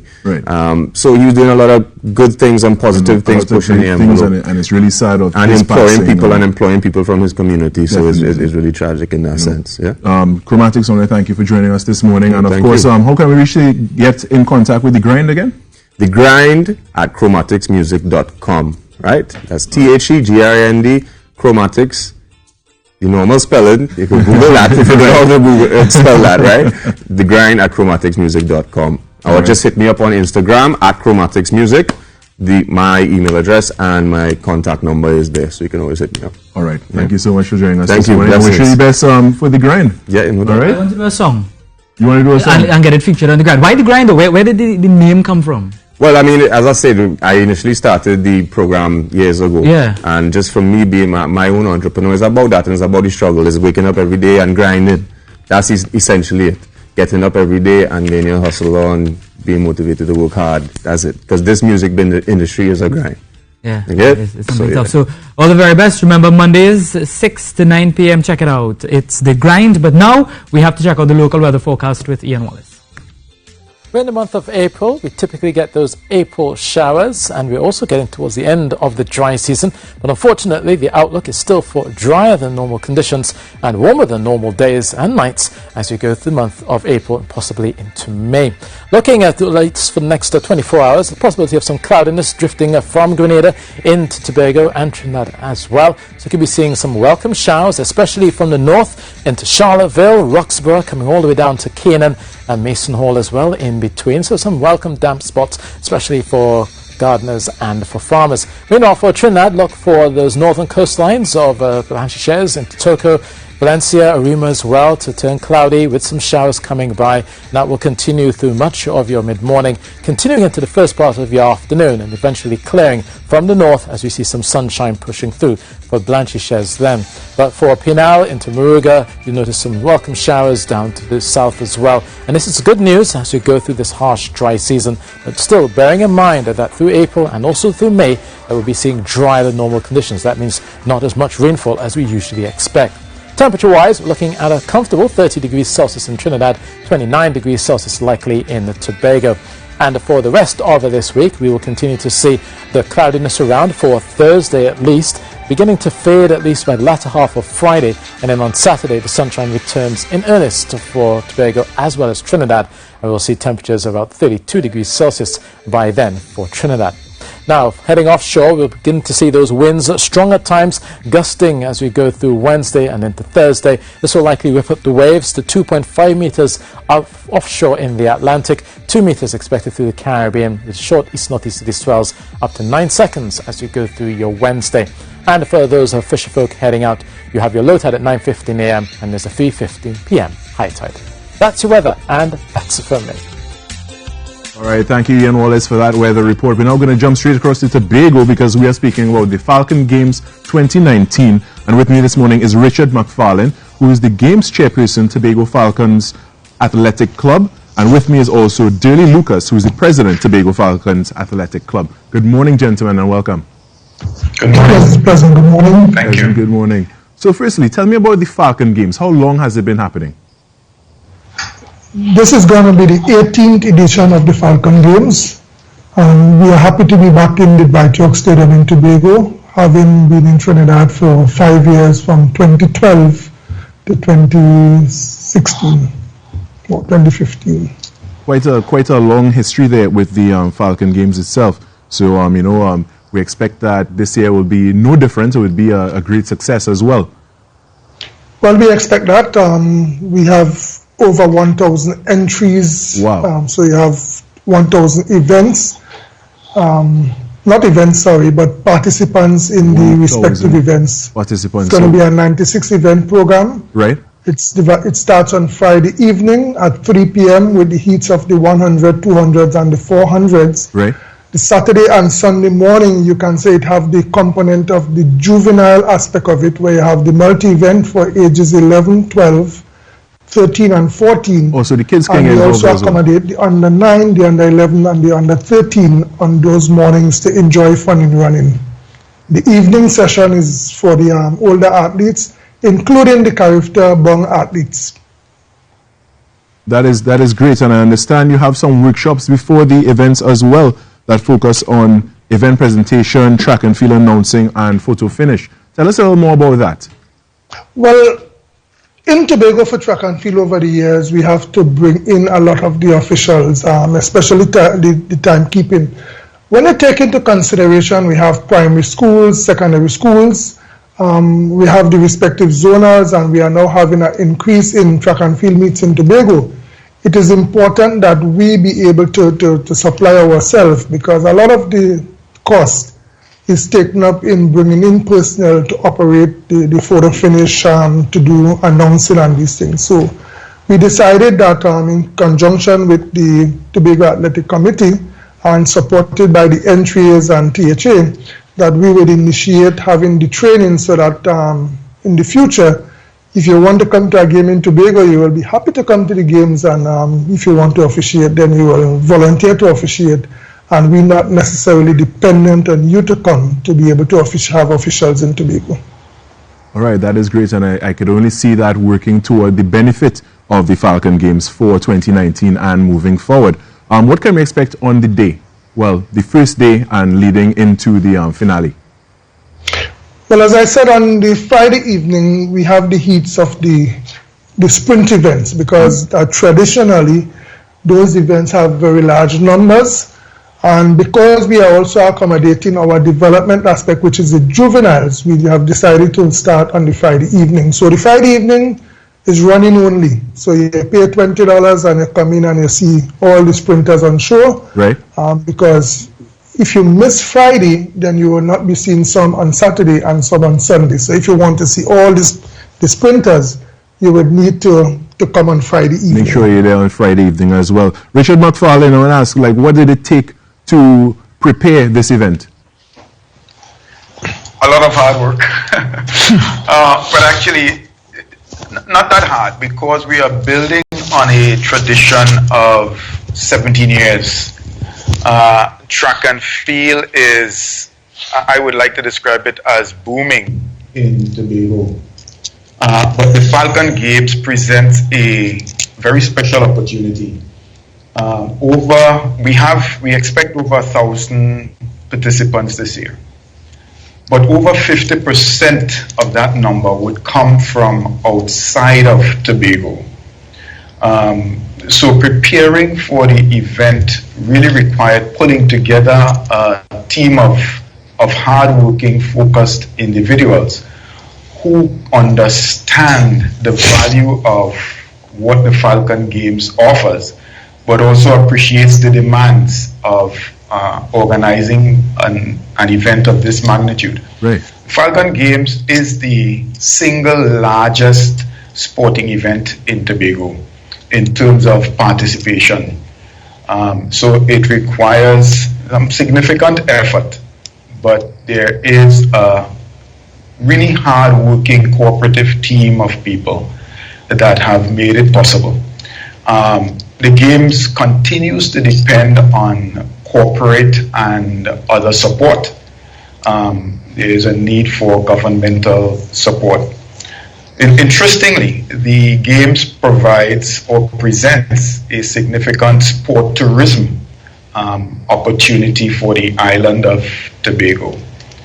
As I have looked at sporting events across Tobago, Tobago is uniquely placed with the existing events to market itself as a race destination. You know, beginning with the Great Race, the International Cycling Classic, right. Dragon Boat Racing, the Glow Run, the Zenith Mile, Zenith Relays, and then the Falcon Games in C2C Marathon. The Falcon Games is part of a varied menu of race events in Tobago. So building on the tradition is easy, but pulling together a team that understands the demands and is willing to work to make it happen is critical. Yes, definitely. And it seems like a mammoth endeavor. And you know, as you said, you have a lot of support from corporate Trinidad and Tobago, and you said there's a need for government support. Why is it, do you think, there's a lack of government support? But let me correct you. It's not that we have a lot of corporate support. There is a need for not corporate, government, you said. Yeah, and there's also a need for governmental support. Actually, there has been a good history of governmental support for this event. Okay. But when we look at the existing situation in our economy, we anticipate and recognize that corporate support would be significantly reduced. So the hope is that government is able to step up and do even more than they may have done in the past. To match or even surpass the accomplish all that we need to accomplish. Corporate support. Richard McFarlane, Games Chairperson, Tobago Falcons Athletic Club, and Durley Lucas, President of Tobago Falcons Athletic Club. I want to thank you so much for joining us this morning from Tobago. I wish you the best for your event moving forward. And, you know, I look forward to hear the results of the various facets of the events that you host there at the Falcon Games. Thank you so much. Okay, thank you very much. All right, Trinidad and Tobago and the rest of the world, we take a short break. We come back because we have much more.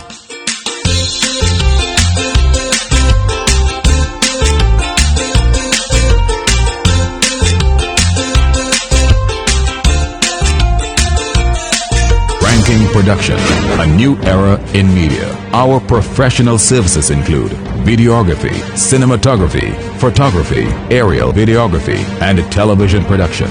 We provide expert coverage of weddings, concerts, sporting events, graduations, corporate functions, music videos, ads, lectures, christenings, parties, and portraits. Contact us today. Ranking Production, capturing your memorable moments in life. Frontline on Talk City 91.1 FM, Monday to Friday, 8 a.m. to noon with me, Ria Roop Chansing, an informative and educational show that discusses a variety of topics, from social issues to the law, from education to religion, culture, health, beauty, and your well-being. And you also have a chance to voice your opinion in Frontline's open forum. Frontline, 8 a.m. to noon every Monday to Friday with me, Ria Roop Chansing, on Talk City 91.1 FM.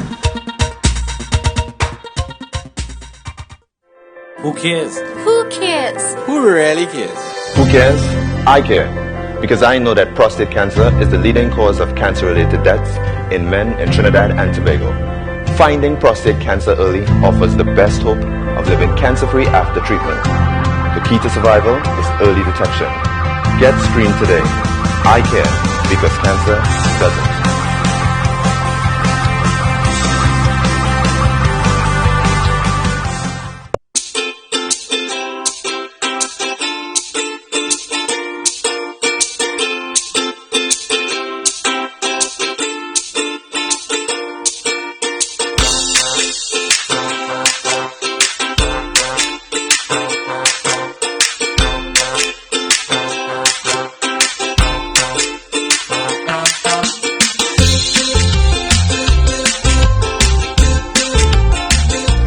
Welcome back, everybody. This is the Now Morning Show. We are live on Talk City 91.1 FM.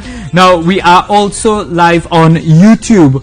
Just go and search for TTT Live Online. Our Facebook is not up this morning, and we do apologize for that. But the YouTube link, we did share it there, so you can just go onto our Facebook page, TTT Live Online, click on the YouTube link, and you can follow all of the excitement of the Now Morning Show here on TTT. So this is Autism Awareness Month. It started at the beginning of April, and we want to continue that conversation. You know, what is being done to assist people who may be autistic, assist families who may have relatives or friends who have autism. I have with me Elena Villafana Sylvester, no stranger to us here on Now on TTT, from FEEL. Yes. It's a pleasure having you here once again. It's great to be here. And we're going to talk about Autism Awareness Month and some of the work that your organization is doing. Yeah. Well, you know, FEEL has had a relationship with the Autistic Society since 1993. So we have a long history of working together.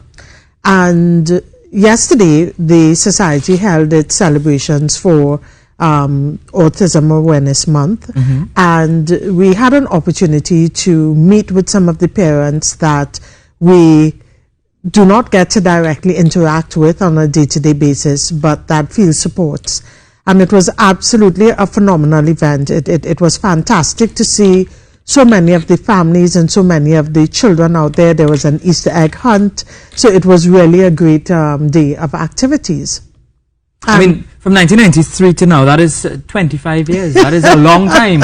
So what would you say is the major accomplishment with this partnership? Well, one of the things that that we identified in speaking with the families that they really, really valued is the ongoing support that they receive from FEEL. So for many families that have a family member that is autistic, there is a challenge in terms of the financial aspect of family life. So what we find happening is that normally one of the family members needs to stay home to care for that relative that is autistic. And we think of most of the people that are on the autism spectrum. I think in many people's minds it's children with autism. But remember that these children grow and they do not develop. So they grow physically. But in terms of the capacity of many of them to care for themselves, that does not change. And therefore, a family member needs to be home to care for their day-to-day needs, to supervise them on a day-to-day basis. And that is a great area in which FEEL has lent support to the families through the Autistic Society. So what exactly is done? What does FEEL do? So FEEL provides donations to the society, which they can then make available to the members of their community. So foodstuff, clothing, general household supplies. We provide things such as appliances, small appliances, items of furniture, etc. So, for example, there will be special cases. So that is the general nature of the supplies that are provided, and then those are distributed to families. But of course, where you have individual needs, where a family might be uniquely challenged, then we're able to intervene and assist those special cases in a more diverse way. Yeah, and things seem to be going well for your partnership with the organization. Yes, it really has been going very, very well. And one of the things that we spoke about yesterday is how do we continue to expand this relationship and really create opportunities for individuals who are on the autism spectrum. And one of the things that we spoke about is our involvement in education. So many opportunities exist for people on the spectrum, and I think that this is something that the public needs to understand. This is not a one-size-fits-all situation. So when we talk on the spectrum, there are varying abilities. So there are individuals that will always need their hands held, and then there are individuals that actually could function in the workplace and could attend school and be part of the of our regular system. And how do we support the variety of needs that exist? The other issue that we discussed yesterday was that when we talk about individuals with that have different challenges, that this is not it's no longer one size challenge. So we think of individuals with autism as they only have autism, but there may be a physical handicap as well. Some individuals may be blind, so that there are multiple issues with which you need to treat, and those need to be treated with individually as the circumstances arise. And how can we as a national community support those various challenges? Because people who may be autistic, they are phenomenal in their own right. I mean, we had some guests on the program, and they play instruments, they make stuff, they are very handy. I mean, they're brilliant. Yeah, so we need to work to develop them. Exactly. And assist them in their development, I should say. Exactly. And how do we harness those gems? And I think that is one of the greatest challenges that we have in terms of Trinidad and Tobago, is that we kind of put people in buckets and want them to stay there. And we really need to broaden the way in which we approach these challenges. Yeah. Contact information for FEEL as it relates to this with people yes. with autism. So, of course, they can visit our Facebook page, which is FEEL, TANDT. And they can call us at the office at 624-7758 or 624-7808. And our email address is feeltrinidadandtobago, all spelled out, at gmail.com. All right, thank you very much, Elena Villafana Sylvester, for joining us this morning, talking to us about the great work FEEL is doing as it relates to assisting people who are autistic. This is the Now Morning Show on TTT. We take a look at your travel weather forecast, take a break, and come back with more. Stay with us. We're getting closer to the end of the dry season. Typically, across the Caribbean, we tend to see the tail end of our dry season through May. Further north, up towards the Greater Antilles, that is for Cuba, we do descend last month of the dry season, usually through April. So they will continue to see a few of those frontal systems passing through. One just around the Bahamas, bringing some cloudiness there and some showers into parts of western Cuba. Meanwhile, for central areas, they'll continue to see some showers around Hispaniola. Also a bit of cloudiness around the Windward Islands, especially for Trinidad and Tobago.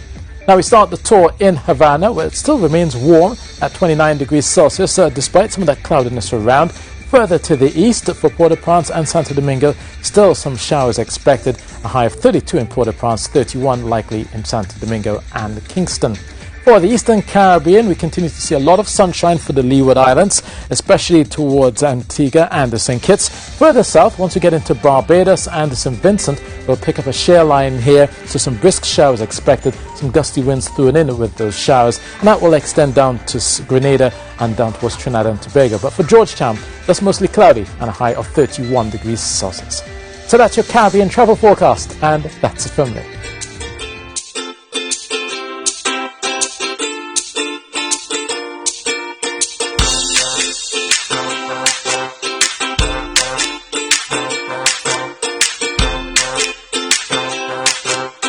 Receive a free Kindle Fire 7 HD with Alexa features when you purchase the highly effective JJ and Friends SEA Tab Suite. Designed for students in standards 3 to 5, the SEA Tab provides interactive learning for success. digital tools for a digital generation and has over 50 bonus apps that relate to the Ministry of Education's SEA syllabus. The SEA Suite comes with a free Amazon Kindle Fire 7 tablet with JJ and Friends video lessons on mathematics, creative writing, comprehension and language arts, along with workbooks, charts and checklists designed to successfully prepare your child for the SEA exam. When they have a tablet in their hands, they become so much more engaged. It's the new pencil, it's the new paper, it's the new book. It's education everywhere at all times. It's totally different than the classroom that we grew up in. It's the future. Call now 374-SEA2. That's 374-7322 or 7464-SEA. That's 7464-7332. Kids, speak up against abuse. It is not acceptable for you to be abused in any manner. From your parents, family members, or peers. You have the right to refuse the abuse. Report it to anyone. Guidance counselors, doctors, teachers, or even your neighbors. Anyone who can help. Speak up against abuse. Speak up. Speak up. Speak up. Speak up. Break the silence. Child abuse is one secret you should never keep.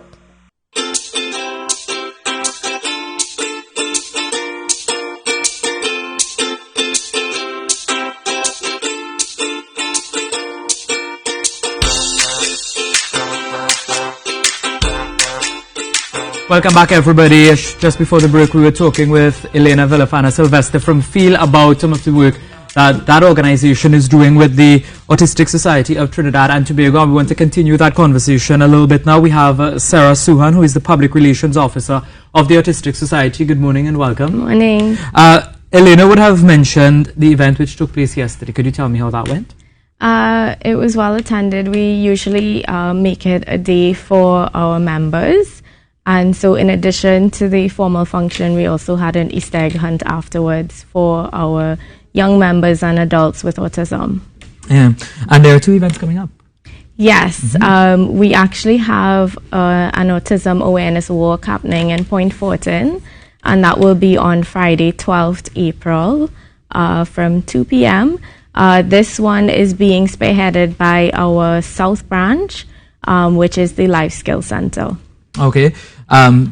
That's April 12th, 2 p.m. Point Fortin. Where in Point Fortin? It's on Baptist Road, number 25 Baptist Road is where they are meeting, and they are actually going to be walking through Point Fortin. And there is the other event? Yes. We are actually planning another event which will be held in San Fernando, and this is going to be in partnership with the Non-Nubis Foundation and the Naparima Girls College. And we'll probably get some more information about that as we get closer and closer to that. Now, there is something that people talk about a lot, and they talk about the autism spectrum. And I just wanted to get an idea of what that is so people would understand when people talk about the autism spectrum. What is that? Right. So autism is a spectrum disorder, and one of the reasons why it's considered a spectrum disorder because individuals with autism have perhaps neurological differences that are individual to themselves. It is a neurological developmental condition, and so it affects people in various ways.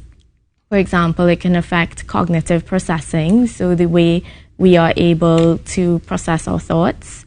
It can affect our sensory processing, meaning the way that we receive and give out information from our external environment. And it also affects social and communication skills. So depending on where someone is on the spectrum, they may have greater or less requirements in terms of how much support the person might need. The spectrum is something that, as I mentioned, we hear a lot about, but people don't really understand it. So it's good to have this conversation. But another conversation is people don't understand what autism really is. You know, what is autism? So as I said, it's a neurodevelopmental condition. It's one that affects the way people think. It also affects the way people experience the world around them. One of the things that we have been focusing on this year is neurodiversity, which is a term that not many people have heard before, but it really talks about neurological differences not being a disease to be fixed, but just a different way of understanding that people just think differently. And it isn't that there is something inherently wrong with someone who's autistic. It just means that actually society is not catering for their needs. And probably goes back to our culture here in Trinidad and Tobago, but it's a conversation that we're going to continue to have during this month. April is designated Autism Awareness Month, so we'll continue to have conversations like this to continue to inform the population of Trinidad and Tobago about what is taking place. Thank you very much, Mrs. Sarah Suhan, Public Relations Officer of the Autistic Society, for coming on this morning and sharing that bit of information with us. We now go over to Carrie, and we're going to talk about the online SEA Parent Support Group. Yes, we are. That's interesting. Indeed, it is very interesting because we've been saying all morning, well, tomorrow is SEA, right? So with me to chat this morning is Rachel Ramsamuj, and I just learned who's the founder of that online SEA Parent Support Group. And I just learned that Rachel is actually from Siparia, which she's coming up from far. And it's actually somewhere I spent half my childhood. So, we were Siparia friends now. Yeah. Good morning, Rachel, and thanks for joining us. Thank you for having me. So the online SEA Parent Support Group, I would assume you had a little one who wrote SEA and you had the experience of that. Tell us what your experience was like. That's correct. In 2014, when my son entered Standard 4, I was looking to get information, support, assistance, and there was no one to turn to.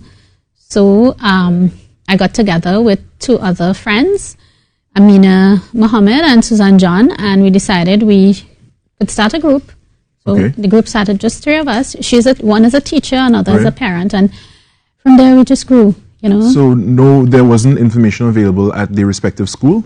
Yes, but limited, and given that a teacher has a class of 20-something, the principal is not always accessible. Right. Busy dealing with school matters. Even though you had the information on the ministry's website, as parents, layman's terms, people to explain things a little bit better for you. Yes, correct.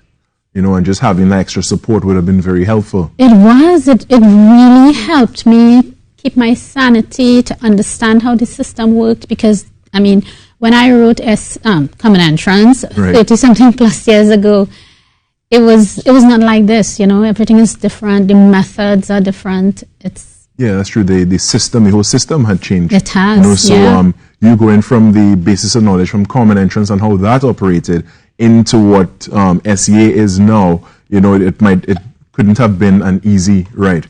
That's true. And in 3 years ago, my son, he did the part of the SEA where there was a CAC, the continuous assessment component. Right. Yes. And now there's a new change as well, effective this year. So it's continuously changing. And you found that there was a challenge even getting information on that change as well. Yeah, and our group, it consists of parents, teachers, tutors, past students, and these people come together and they help you because of their experience. So all the major stakeholders in regards to the SEA examinations. I have a question. Sure. Because I'm standing up here and I'm thinking, why are the parents so stressed? Why do they need help? Right. The child is the one who is under pressure because they have to go through the exam, then everybody's going to be talking about them, and then when the results come out, it's going to be on the newspaper. It's all about the student. So why is the parent frustrating themselves? You are supposed to be there as a parent to guide and support no matter what, not be stressed and put extra pressure on the child. Oh, you see, when you sit with your child, they come home and they have work that they would have completed in school. Sometimes they don't grasp everything. So you as a parent, you have to go and sit with them and you have to over the work. These are things, like I said, we did it differently in our days. And sometimes when you sit down, and I am stumped, how do I tackle this question in this way? And I guess the difference is, Rishi, her being a parent and actually living that experience that, you want the very best for your child no matter what. Maybe there would be that pressure of like, I really want the best for you because this is so integral to your future. Yeah. Well, I have no kids, but I just had to ask because, I'm thinking it is supposed to be the child and you're supposed to just... But we need to remain calm so that we can pass it on to them. Exactly. And on SEA mornings, I've been out on the field for news, and these parents are they're more nervous than the children, which Yeah. puts added pressure on them just before they go and do the exam. So we need to get parents to relax. Right, and that's why we are here. You know, Right. you come online, you vent with us, you talk, you seek clarification on issues, and so when you're with your child, you're fine, you know. And even if you're not fine, you show them that you're fine. You pretend, yes, you have to. Take it till See why you don't always trust parents, So, Rachel, how do we get into contact with the online SCA Parent Support Group? Oh, we are on Facebook. Right. It's the Secondary Entrance Assessment Parent Support Group. All spelled out or Yes, abbreviated? all spelled out, but Right. if you put the acronym SCA, you will find it because it comes up. Yeah. Right. And our group is over 7,000. Over 7,000 Yes, strong. that's to And tell you how many people need this support, huh? Because we hear a lot, and especially over the last couple of days, the Children's Authority, the Yeah. tutor, different organizations coming out and talking about the extra stress and stress that parents put on students as well. Yes, yes. Well, you do have that. Including, I mean, it comes from the school, it comes from your peers, it comes from yourself, Yeah, wanting that's to right. do the best, huh? That's right, and Rishi shared a story earlier on that, you know, from his experience when he was about to write SCA, he was stressing himself out because, you know, he was just like, you know, I need to do well. That was my son. He was going crazy, and I'm like, no, listen, you're fine, you know, and he was just going on and on because he wanted to do his best and get that school, and but I mean, It doesn't matter the school that does you not. go to. No, it doesn't. You see, we should have this conversation at some point in time, but we it was a should. pleasure having. Thank you so much for having me. Yes, thank you so much, Rachel Ramsamouche, who's the founder of the online SCA Parent Support Group. Again, you could reach them on Facebook at Secondary Entrance Assessment Parent Support Group. Parent Support Group on Facebook. Any other That's just it for now. means? Okay. Yes. All right, well, that's excellent. It's so great talking to you this morning. Thank you so much. And remember, that's a wrap for the morning show. Today, the Now Morning Show, as Shama likes to say, be good, do good.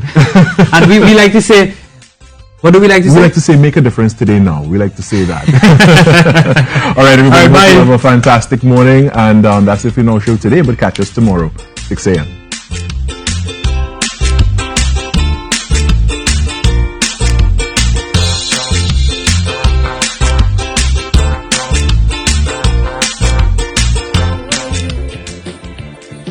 No matter what you do, whatever joy or pain that you are going through, I will always be there for you. I will be